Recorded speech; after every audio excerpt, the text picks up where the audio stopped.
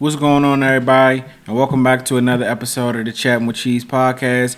I'm your host, Fat Cheeze, and y'all already know the motto: no gimmicks, only the real. And this is episode 74.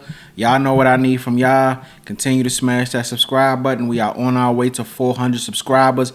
Also, do not forget to like this video and also share the content when it drops. And let's go ahead and jump right into it now. I know what everybody probably going to want to know is why I didn't speak on the John Harbaugh situation. I told y'all every time I record, for some reason, it's like breaking news throughout that entire day. And I be having to pick and choose what I'm going to talk about. You know what I'm saying? So, but I had already had I was on some lazy boy stuff. I'm going to keep it 100. I already had my topics written down with what I was going to go with. So I'm going to stick with what I got, right? So I'm going to talk about the stuff I already wrote down. But I do have something from today, though. Something that actually happened today. So that is a good thing. But it just won't be John Harbaugh. Y'all already heard my feelings about John Harbaugh on the last episode. I said that I felt that the Ravens wouldn't make the playoffs and that he would ultimately lose his job. And that's what happened today. Hopefully, he lands somewhere. I seen somewhere they say a lot of teams are interested in his services. So before the end of the week or maybe early next week, we'll find out where John Harbaugh will ultimately be, what team John Harbaugh will ultimately be the next head coach of. But it won't be in Baltimore. And after 18 seasons, Baltimore gonna have to hit the ground running and find themselves a new coach. It's been a long time, so this is unfamiliar territory for them, but they'll figure everything out, and I just can't wait to see how everything unfolds.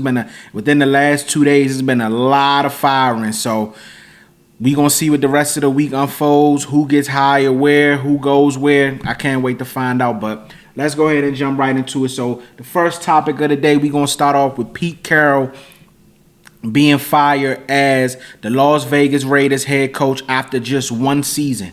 So Pete Carroll time with the Las Vegas Raiders is already over after just one season. The Raiders fired Carroll after a 3-14 record, which ended up giving them the number one pick in the 2026 NFL Draft. They finished the season with a win over the Chiefs, but it didn't change much. This means the Raiders are now looking for another head coach, their fifth since 2021. General Manager John Spatek is staying, and he'll run things alongside minority owner Tom Brady. Carroll came back to the NFL after leaving Seattle, where he was the winningest coach in Seahawks history and won a Super Bowl. At 74 years old, he became the oldest head coach ever, but the season quickly fell apart after a few early games. Things got worse when Carroll fired offensive coordinator Chip Kelly mid-season. The offense struggled badly. The Raiders finished last in rushing. Rookie Ashton Jeanty wasn't used well, and Geno Smith led the league in interceptions with 17 while getting sacked 55 times. Carroll said he expected to win right away, but the Raiders clearly wasn't close. Now it's up to Spatek and Brady to try and fix a franchise that's made the playoffs only twice since 2002 and hasn't won a playoff game since then. So my thoughts on the Pete Carroll situation, I'm going to be honest with you, it's not surprising to me, but I do believe Pete Carroll was scapegoated. And the reason why I believe Pete Carroll was scapegoated, number one, I always say that I think that these coaches need to start being more mindful of certain jobs that they decide to take. Because at the end of the day, if Pete Carroll really believed that he would come in and just turn things around in one season with the Las Vegas Raiders after what he just witnessed happen the year before with Antonio Pierce, the years before that, you know what I'm saying? The Raiders have been a dumpster fire for years. Let's just be honest. And if Pete Carroll seriously thought that he would be able to come in and change the trajectory of this team in one season, he was sadly mistaken. And this was ultimately going to be the result for him no matter what. This team is garbage. I mean, we just got to call it what it is. This is the same team who picked up Geno Smith in the offseason to be their starting quarterback. Geno Smith is terrible. Geno Smith, you know what I'm saying? The real Geno Smith showed back up. And I'm not trying to poo-poo on Geno Smith. He kind of resurged his career in Seattle when, Russell Wilson left and he came off the bench, and he played better than a lot of people expected. But towards the end of his tenure in Seattle and this year, the old Geno Smith from the New York Jets showed up. You know what I'm saying? For him to throw 17 interceptions, that's abysmal. You feel what I'm saying? But not only that, this team has the worst offensive line that I've probably ever seen in a while. You have no elite wide receivers that scare anybody. Your best offensive weapon, Brock Bowers, has been injured all season, playing through injury. So it's been kind of a rough patch for him. But not only that, this is the same team that drafted Ashton Genty with the number 6 overall pick with all the other holes on their team. Let me explain something, right? A team that takes a guy like Ashton Genty is a team that's just looking for a cherry on top. A team that may have been a running back away in the playoffs that could have propelled them to a championship game or to the Super Bowl. A team like the Las Vegas Raiders should not be taking Ashton Genty with the number 6 overall pick when you have so many other holes on your team that need to be filled. You feel what I'm saying? Pause. That offensive line is terrible. I don't know what they expected. I don't know what their expectations was for Ashton Genty when your team is a dumpster fire, the bottom of the league in almost every offensive category, and you decide we're gonna take a running back. I just don't understand that thought process. I don't know what they thought bringing in Pete Carroll would do. I don't know if they felt like Pete Carroll could come in and change this thing overnight, but it doesn't work like that. And for you to be picking your 5th head coach since 2021, you know what I'm saying? That says something about the organization. If I'm being honest, if I'm a head coach right now, if I'm a candidate or if I'm a coach that's just been fired I don't want to go to the Raiders. Why would I want to go there? And then another thing that I don't understand about this franchise, right? You guys, I get it. When it comes to Max Crosby, right? I get it. Max Crosby, he looks like a Raider. He fits the mold of being a Raiders player, right? But my thing is, Max Crosby is the only valuable piece on that team that if you trade him, you could actually get assets back that will help your team. Whether it be, I'm almost for certain you can get at least an extra first-round pick for Max Crosby. Max Crosby can help you, you know what I'm saying, to where you may have 2 first-round picks coming up in this upcoming draft or 2027. Why won't you trade Max Crosby? I get it. Max Crosby is not going to win there. He's not winning there. Let's just nip that in the bud. Max Crosby will not win anything significant as long as he's in Las Vegas. So I don't understand why a conversation hasn't been had to maybe, if you want to help him out. See where he wants to go and trade him to try to get assets to help form your team. But as long as you hold on to him, and I seen that I know he was upset about not playing those last couple of games, the whole knee surgery thing, him posting the videos on his Instagram and everything, but If the smart thing for them to do would be to trade Max Crosby this offseason, see what you can get for him, see if you can get maybe a first-round pick, a couple of later picks, and so that way you could try to build your team. Now, you have the number 1 overall pick. More than likely is going to be Mendoza from Indiana. Do not ruin this kid. Do what you need to do. Get other assets. Try to figure out something. Get you a head coach that has a plan. You know what I'm saying? And execute that plan. Hopefully now I seen something where they said that they will allow Tom Brady to have more control. Hopefully Brady can sit down and they can actually come up with a plan. But you just can't keep bringing in these coaches and firing them after 1 year just because you guys don't want to be patient and things are not going the way you want. Because now you have the number 1 pick. You're going to draft Mendoza more than likely, who's a Heisman winner. You don't want to screw this kid up. So the Raiders, y'all need to figure something out. But for Pete Carroll, I mean, the writing was on the wall. I don't see how, you know what I'm saying, after that type of season, they bring you back. But I do think it's unfair to him. And I seen something, too, about nepotism with him hiring his sons for certain as certain position coaches and the players. It's just a complete dumpster fire. I think Pete Carroll should have been should have put more thought into what job he was going to take if he wanted to come back into the NFL and be a coach. I don't think the Raiders was a good situation.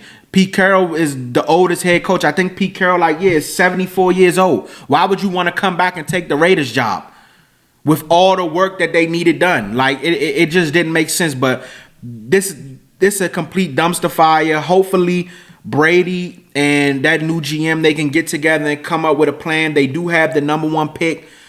Draft Mendoza, and start to build this thing the right way. You have Ashton Genty. I think the main focus for them, they have to get that offensive line together. That offensive line is horrible. For your quarterback to get sacked 55 times in a season, that's absolutely terrible. That's absolutely terrible. So they have to get the offensive line together. They got to find a coach, that come in and have the same type of vision as Brady and the new GM and come up with a plan and figure this thing out. But right now, it looks bad in Vegas. And I just feel like if Pete Carroll really felt like he could come in one season and change this thing around, Pete Carroll, it might be time for you to just hang it up, period. Because I don't know what you was thinking on that one. But Pete Carroll is out as the coach.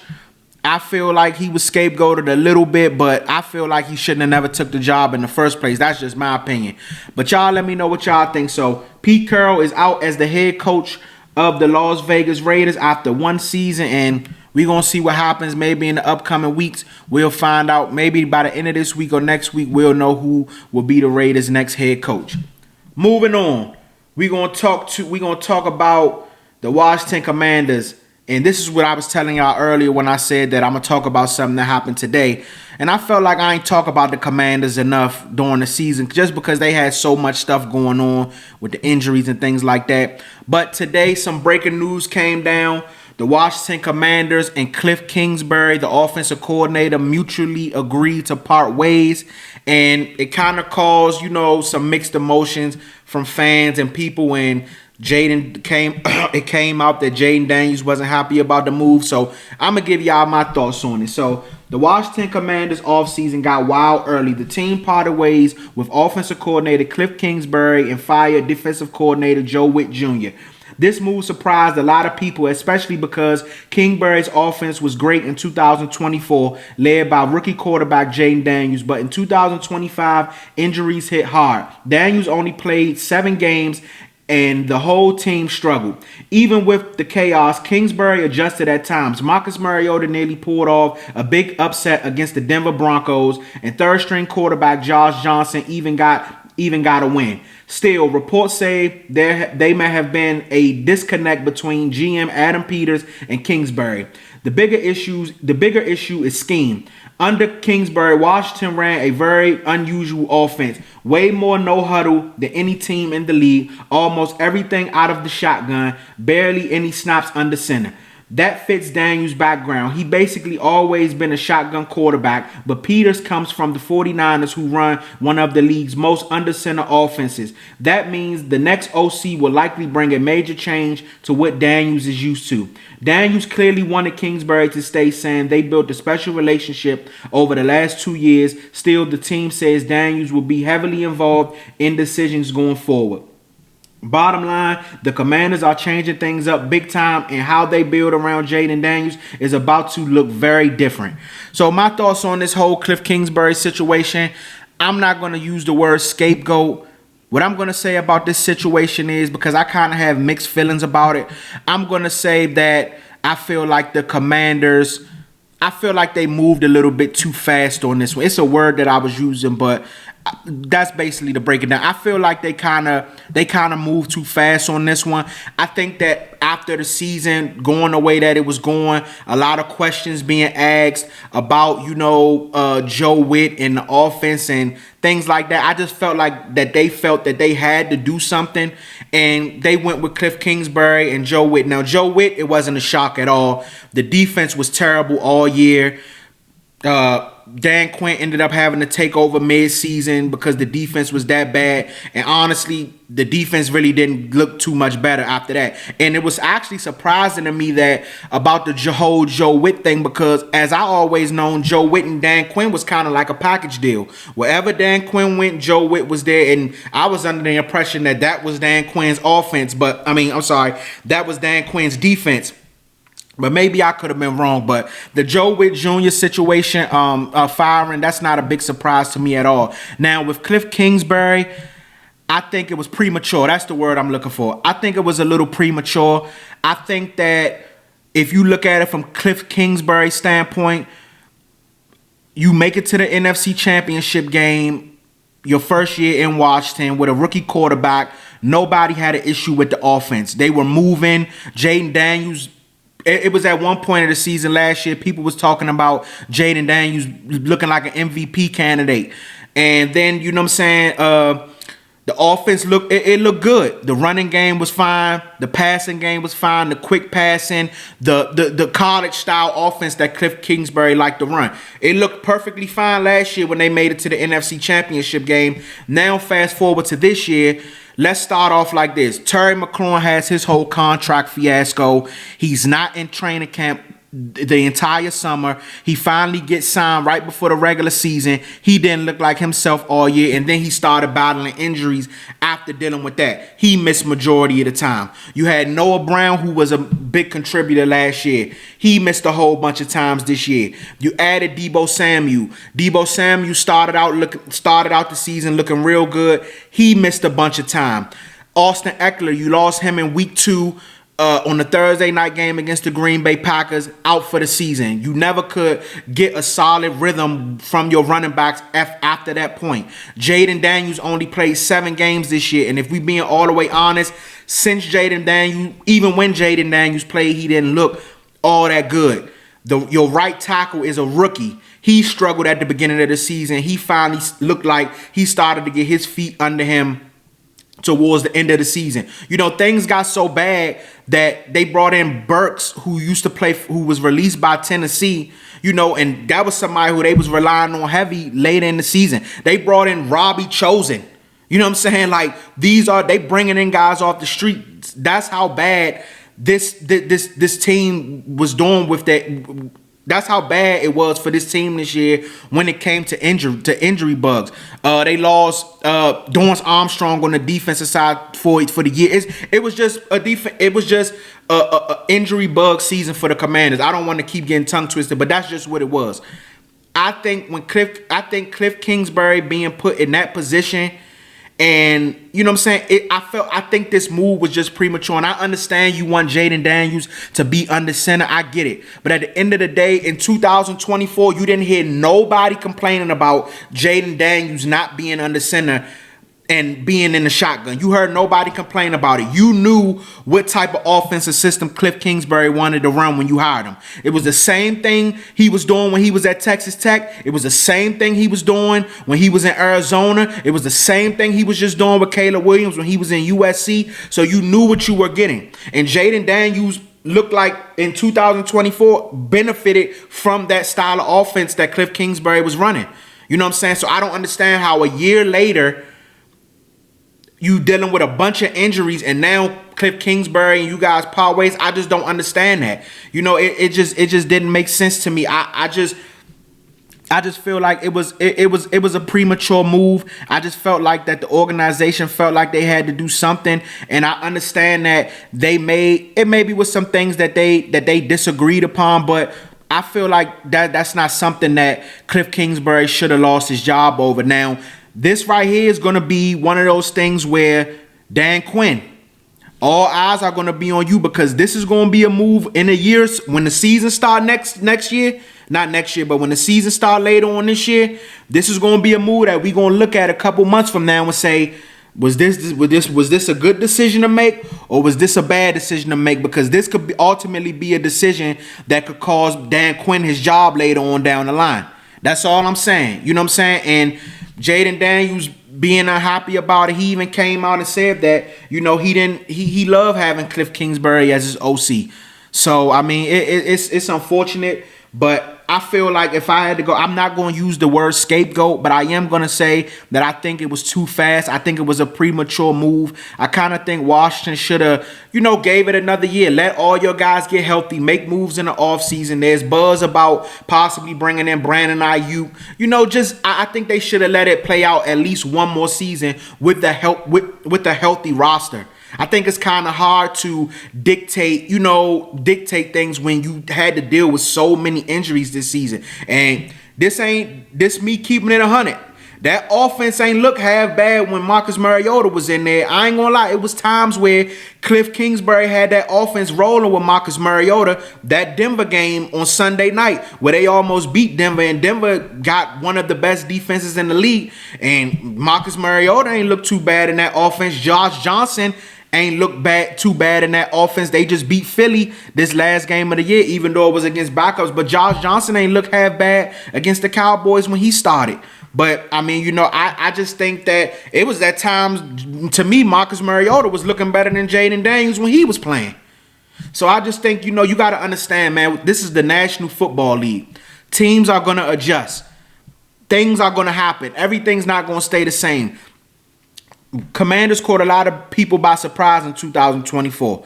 People had the summer to adjust and catch up. In 2025, things looked a little different. Defenses adjusted, injuries happened, but I just think that they might have gave Kliff one more year. And I honestly, it wouldn't shock me if Kliff end up being a head coach somewhere. Somebody end up giving Kliff a head coaching opportunity within these next coming days, because I mean, Kliff. A lot of teams like Kliff. Kliff was a hot candidate last year. A lot of people were shocked he didn't end up getting a head coaching job, moving on from Washington. So we gonna see what happened, man. But just to compare the numbers, last year, 2024 yards per game, they were 7th. Success rate, they were 4th. Points per game, they was 5th. This year, they was 22nd in yards per game, 12th in success rate, and 23rd in points per game. But I mean, like I said, they dealt with injuries, a plethora of injuries throughout the entire season. You had Terry McLaurin go through his contract situation, miss all the camp, and then turn around and deal with injuries throughout the season. Not to mention, it's kind of difficult when your defense is so terrible that, you know what I'm saying, when you look up, you already down 7 or 14 points. So you got to try to battle back. It's hard. And then you playing with mostly backups. And then they were never able to get the running game really going. You had Rodriguez, you had Bill, and I can't think of the other one. It's one more, but I know they was running like three running backs at one time. But I think they have something in Bill. I think you get Terry McLaurin back healthy. I think you figure out that offensive line. Jaden Daniels get back fully healthy. They talking about the possibility of Brandon Ayuk, so we'll see what happens with that. Make some defensive moves in the offseason. You still have the draft. So I think that depending on who they bring in, I seen that Brian Daboll is a huge target for them. They might want to bring in Daboll. You seen what Daboll did for Josh Allen. See, a lot of people think they look at Josh Allen now and they think Josh Allen was that player when he first came in. He wasn't. Josh Allen, it took a little while, and then once he got under Brian Daboll, you know, that switch flipped. So he can do the same thing for Jaden Daniels if he doesn't get a head coaching job and ends up being the OC for Washington. So we just got to wait and see, man. Y'all comment down below, all my Commanders fans, and let me know what y'all think. Was firing Kliff Kingsbury the right move to make, or do y'all think it was a little bit too soon? Y'all let me know what y'all think. Moving on. So all my basketball lovers, I finally got a basketball topic for y'all. Finally, I know y'all waiting. Football seasons, we getting into that playoff time, and you know, got the college football playoffs. So I'm gonna try to start squeezing little basketball topics in there. But I got my first basketball. It ain't my first, but you know what I'm saying. I squeezed in a basketball topic for y'all. So the big talk around the NBA has been trades, and you know, you got the trade deadline slowly approaching. But the big topic has been, where will Trae Young land? Where will Trae Young end up? So it came out, it's been rumors going around that Atlanta was looking to move Trae Young. Finally yesterday, or the day before yesterday, it came out that according to ESPN, Trae Young and his agent have started trade conversations with Atlanta. And report says he's open-minded about being moved. He's not demanding a trade, but he also is not shutting the door on one. This has been coming. The Hawks didn't offer Trae a max extension last offseason, and now he has a $49 million player option, which gives him leverage to look for a long-term deal elsewhere. Trae is still just 27 years old and a four-time All-Star. So if Atlanta decides to move him, the market should be strong.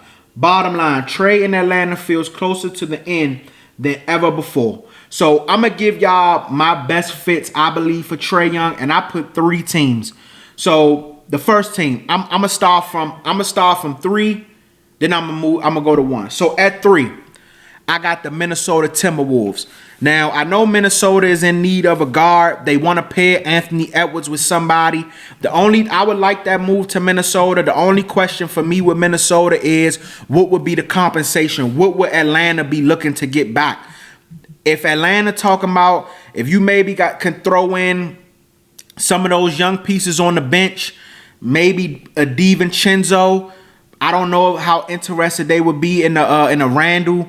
I don't know if they would want a Nas Reed. So that right there would be my only question for the Timberwolves. What would the compensation look like for Atlanta if the deal was to be made for Trae Young? But I think Trae Young and Anthony Edwards will work well together. You know, Trae Young is an elite passer of the basketball. You know, he can hit timely shots. He has been a little inefficient this year. He struggled with turnovers, and you know, defensively, you know, he's a liability because he's a small guy. But I just think, you know, Trae Young at times, he's not a full-time all-star for no reason. Trae Young could give you great value, big-time shooter, you know what I'm saying? Can make plays, can be electric on the offensive side. And I think if you pair that with Anthony Edwards, I think Minnesota could make some noise, and I think that'll be good for you know, to have a point guard like Trae Young. So I got the Wolves at 3. At number 2, I went with the Milwaukee Bucks. Now, I heard a scenario where Trae Young could go to Milwaukee, but it would be for Giannis. I don't see Milwaukee doing that. Why would I give up Giannis, even though it's a possibility Giannis might ask for a trade? Why would I want to trade Giannis to Atlanta for Trae Young? I mean, I can't really build nothing around Trae Young. If I'm Milwaukee and I'm looking to trade for young pieces, but I'm mostly looking for draft capital. You feel what I'm saying? Now, what I do think the Bucks can do, the story has been out about them trying to, Giannis not being happy, Giannis wanting to win, a possibility of Giannis may have asked for a trade, requested a trade behind closed doors. That's been the story all NBA season. Could Milwaukee trade Giannis? I don't see it happening now. A move for Trae Young could be the last fighting chance for Milwaukee to keep Giannis happy and maybe try to, you know, mend the fences or whatever. I understand that it didn't work with Damian Lillard, but Trae Young may work a little bit more. Trae Young, you know, like I said, great assist guy. He can set up your offense, you know, explosive. He can give you that spark that you need. I think Giannis and Trae Young, could it work? I'm not really too much excited about it. I don't know how much, because Trae Young hasn't been the same this year. He struggled with inefficiency. He struggled with turnovers defensively, but like I said, at times Trae Young, he could still set your offense up. He can be a great offensive weapon as far as assists and things like that. Pairing him with Giannis could be ultimately good. But I don't know if Atlanta will want to make that move because, again, I think Atlanta is looking for young pieces. I think they're looking for draft capital. So, I mean, who could you offer? Maybe Bobby Portis, Kyle Kuzma, something like that. Maybe like 3 players. But, I mean, if you do that and you trade for Trae Young, you kind of not really getting no better because, again, he's a liability on the defensive side. So, I got Milwaukee at number 2. I don't know how the whole conversation. Trae Young is an interesting trade piece anyway, just because everybody know when he's on, he can do everything offensively. He can shoot the tray ball, he can get to the cup, he can assist. But it's just this year he's been battling with injury, battling with, you know, his shot hasn't been good, and he's been turning the ball over. You know, so it's kind of hard to navigate that thing, but a Milwaukee trade could work, and that could maybe be the final swing that Milwaukee tries to, you know, try to keep Giannis happy and see what they can do to, you know, make Giannis feel like, okay, at least they trying. And at my number 1 spot, the number 1 team that I'm gonna say, and I hope that they make this happen, the Washington Wizards. If I'm the Washington Wizards, now, it came out yesterday that the Washington Wizards are actually a viable destination for Trae Young, and it will be centered around CJ McCollum. If I'm the Washington Wizards and I have an opportunity to get Trae Young, I'm pulling the trigger, especially if it's only revolved around CJ McCollum. Now, you may have to give up some other pieces, throw in a draft pick, but as long as you're able to keep your draft pick this year and you can add somebody like Trae Young, everything that I just said with the Wolves and the Milwaukee, the Wizards can throw that out the window. At the end of the day, you need somebody like Trae Young. This is the only way the Wizards are going to be able to get a star player here. Is if you trade for him or if you draft one, because you ain't gonna be able to. Ain't nobody coming here. So if I'm the Wizards and all I gotta give up is CJ McCollum and maybe, you know what I'm saying, a couple of other pieces that really ain't no factor in a draft pick, maybe a 2027 second round, something like that. It's no question. I'm pushing all the chips to the middle of the table. And people could say what they want about Trae Young, but Trae Young gonna come here and he could average probably 20, 28, 30 points a game. You know what I'm saying? And I mean, I'm not saying that Trae Young is somebody you could build around, but the Wizards need somebody, bruh. And if you're able to keep your draft pick this year, that could end up possibly being a top, with that draft lottery, you never know what it could be. But it could possibly end up maybe being a top 5 pick. So if you could put Trae Young with a top 5 pick this year, Trey Johnson starting to, show little flashes. You still got Alex Saar. You could try to build this thing up. If I'm the Washington Wizards and Trae Young is available and they saying that it's just going to be revolved around CJ McCollum, maybe a couple other pieces, man, I'm pushing all my chips to the table. If I'm the Wizards. The Wizards, to me, are my number one spot where I think they should try to go make a move for Trae Young. This is going to be the only way for y'all to get a star player. It's no other option. Either you make a move like this or you're going to have to draft one. And the way the draft is, you never know who going to be a star and who not. Ain't nobody coming here trying to play for no Wizards. We just going to keep it all the way on it.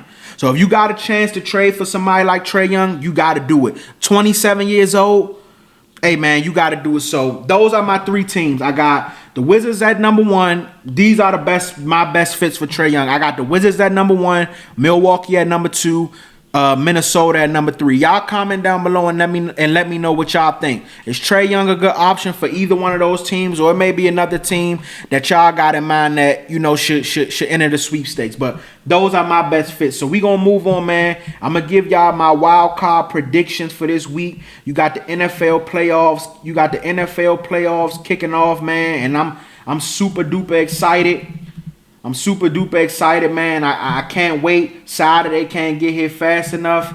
So let me go ahead and pull up this schedule and give y'all my predictions for Wild Card Weekend. So we're gonna start off at Saturday. You have the Los Angeles Rams on the road versus the Carolina Panthers at 4:30.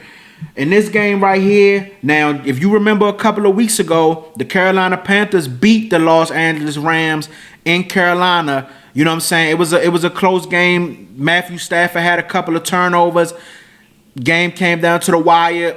Panthers ended up pulling it out. But in this scenario right here, and we know the Rams will lose some BS games. They lost to Atlanta on the road. They'll lose some games that they shouldn't lose, but I'm gonna go with the Rams in this one. I think the Rams go on the road. They beat the Carolina Panthers. The Carolina Panthers didn't look good at all.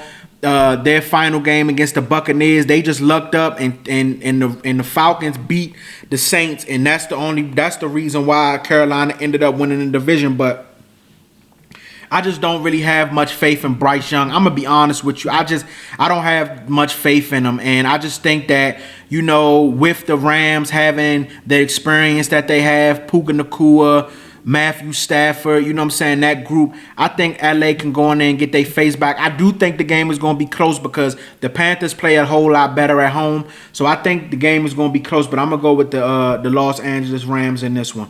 Next up, you have the Green Bay Packers on the road versus the Chicago Bears, a divisional matchup in the wild card round. So this is another one that I think is going to be a real close game. The last time that they just played each other in Chicago, it came down to Caleb Williams throwing the game-winning touchdown. I believe it was to Moore. I believe it was to Moore that he threw it to. And that game was close. You know, divisional games, you never know what could happen. And this is the third time they'll be playing each other, so it's always up in the air.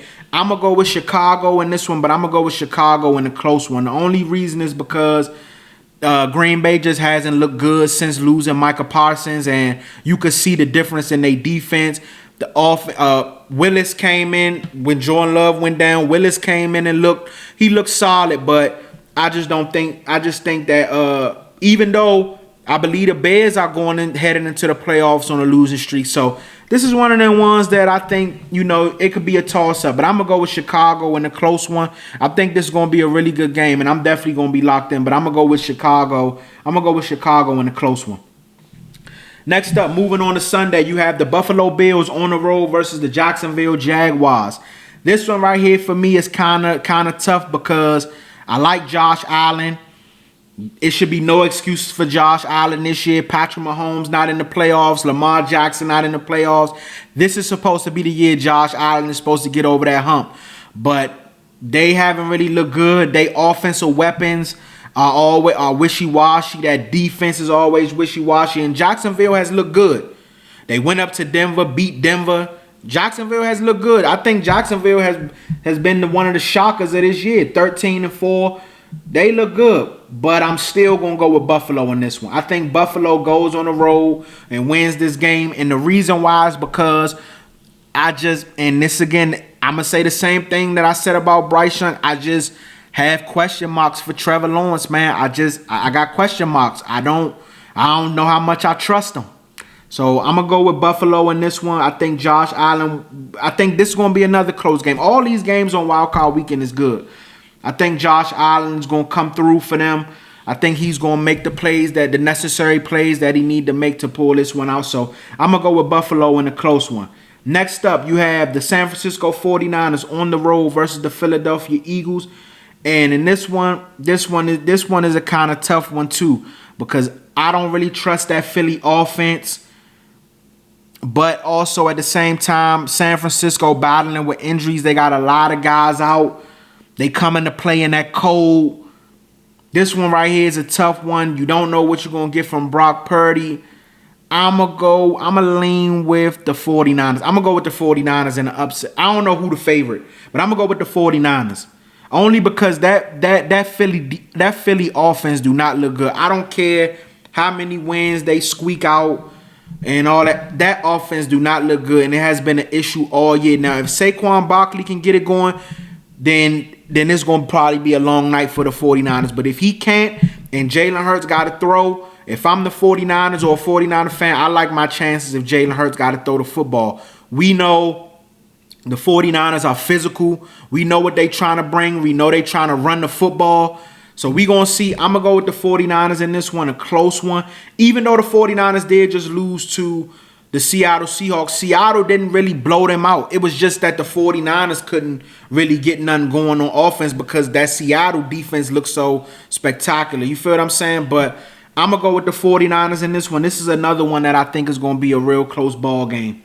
Next up, you have the Los Angeles Chargers on the road versus the New England Patriots. I'm going to go with the New England Patriots at home. I believe Drake May is going to be the MVP this year. I don't believe it's been a fluke for them. People want to keep talking about schedule this, schedule that. At the end of the day, you play who on your schedule. They went to Buffalo and beat Buffalo this season. They went to Tampa and beat Tampa this season. Man, I'm going with the New England Patriots. And the New England Patriots, I'm saying it. I said it before and I'm going to say it now. The New England Patriots are my pick to come out of the AFC. They've been the most consistent team in the AFC this year. I like what I've seen from their quarterback. I like what I've seen from their defense. Mike Vrabel, to me, should be the NFL Coach of the Year for going there in his first season, turning this thing around. The Chargers, they got Justin Herbert. I don't know how well his hand situation is going to be, but something with the Chargers, they always fool's gold to me, man. It's like you don't know what Chargers you're gonna get. One week they look like world beaters, they got everything clicking, and they look like, man, the Chargers look legit, and then the next week they'll lose to somebody that they shouldn't even lose to. So you never know what you're gonna get with the Chargers. But I'm gonna go with New England, man. I'm gonna go with New England in this one. I think New England gonna win this game. And I got New England coming out of the AFC. But I think it's going to be another good game. But I'm ultimately going to go with New England in that one. And last but not least, to finish off Wild Card Weekend, you have the Houston Texans on the road versus the Pittsburgh Steelers. And I'm going with the Houston Texans in this one. I think that defense is legit. And you know defense travels. Whether it's hot, cold, rain, snow, defense travels. Will Anderson, Hunter, Stingley. You know what I'm saying? That defense is legit. All they need is for C.J. Stroud to not turn the ball over. Game manage. Get the ball to your weapons. Get it to Nico Collins. Get it to Kirk. If he playing, get it to those guys. Just don't turn the ball over, C.J. Stroud. As long as you don't turn the ball over, this defense will deliver you. I'm going to be honest with you. I think they beat the Steelers comfortably.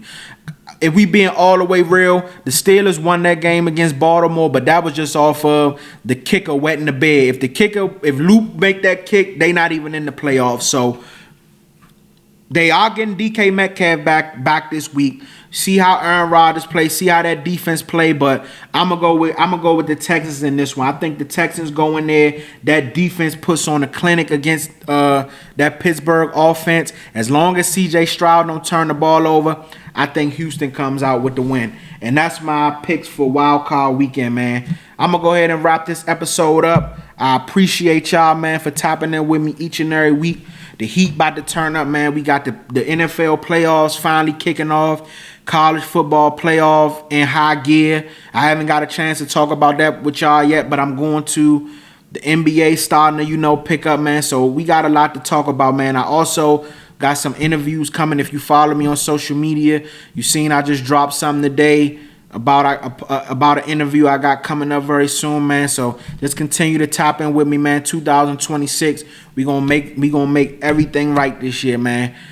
Do not forget to continue to smash that subscribe button. We are on our way to 400 subscribers. Also, do not forget to like this video when it drops and share the content, man. I appreciate y'all. Y'all know where to find me each and every week.